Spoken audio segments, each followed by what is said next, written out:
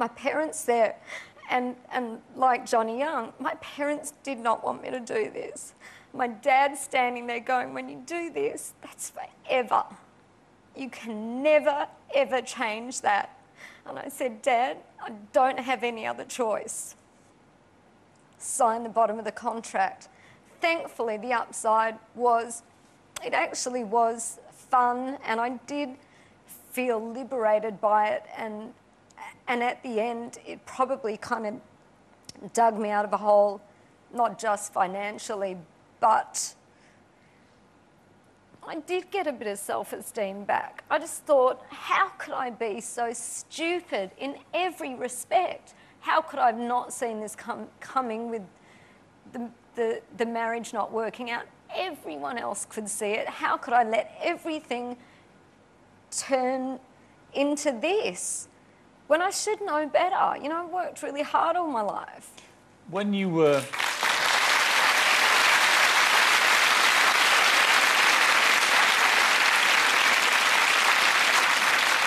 Do you regret doing Playboy now? Do you wish that it wasn't on the CV that you did it? No, I don't. I don't, but I feel more relieved now that people know why I did it. And I actually looked at the pictures and I thought, damn, I look all right. And the magazine came out. It was the biggest selling Playboy they'd ever had. Apparently it sold out in 3 days. They had to reprint and...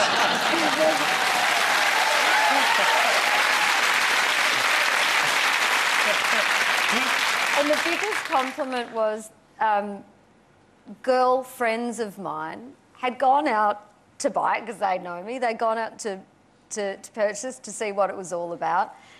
They realised they're very tasteful shots and called me up and said, you know what, you look beautiful.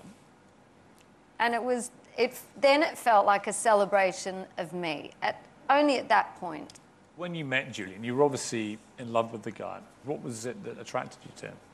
He was a wild guy, you know, he liked having fun and being a bit crazy and goofy and having a laugh, and, you know, we enjoyed each other's friends, and for me, I thought that's all you want out of a relationship at that stage. How long did it take you to get over it, do you think? A long time. I felt kind of uncomfortable and scared that I did not want to get myself into that same situation. It wasn't about not trusting other people and, oh, I don't want a boyfriend because I won't trust him. I didn't trust me. I didn't trust my instincts anymore. You know, I didn't want to be alone, but I certainly thought that being alone was better than messing it up again. Ironically, Julian goes on to star in the American TV series Nip Tuck about plastic surgery, and you go under the knife yourself. They're good, aren't they?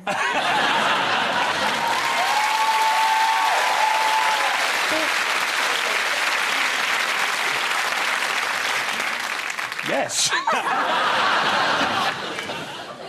When you'd had your enhancement, how did you feel when you came out and you suddenly had these whoppers? Knockers. Fantastic. I think it was what I needed at that time. Any other scalpel work that we should be aware of? Or? We do a bit of tweaks and turns, but, you know...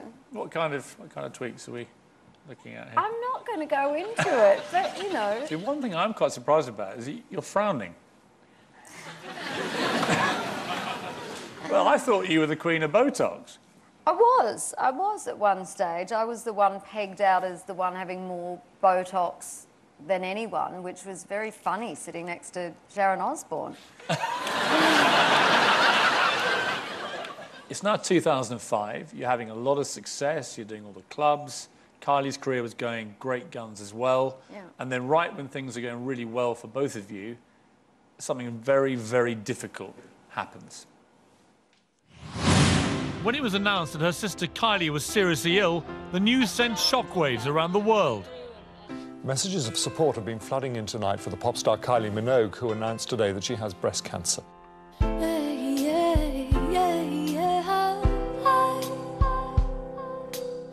When the illness broke, it really was that sense that the whole nation felt like they owned this story. Danni was besieged with questions about her sister.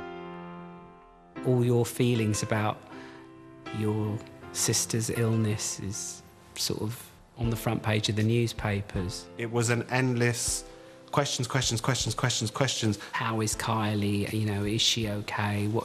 How are you feeling? And it wasn't the first time the disease had had an impact on Danni's life. She lost a really good friend to cancer. I, myself, being Danni's friend, was also ill with cancer around the same time. It was like everyone around her. Dad was ill at one stage with the same. It just seemed like everywhere she turned, there was cancer. She found it hard to even speak about for a long time. And she couldn't let any of her emotion show through because they needed her strength. And that was the most difficult time of her life. For years, the demands of their careers meant the pair had drifted apart. But Kylie's condition helped bring the sisters closer together again.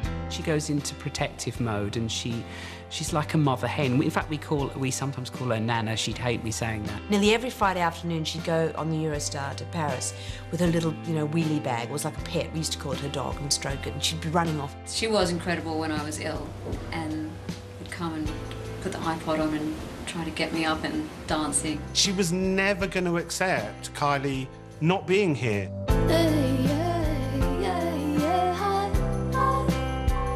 We've become so much closer over the last few years. We're making up for lost time now, and we couldn't be closer, and I'm absolutely so thankful to have someone like her in my life and proud to call her my sister.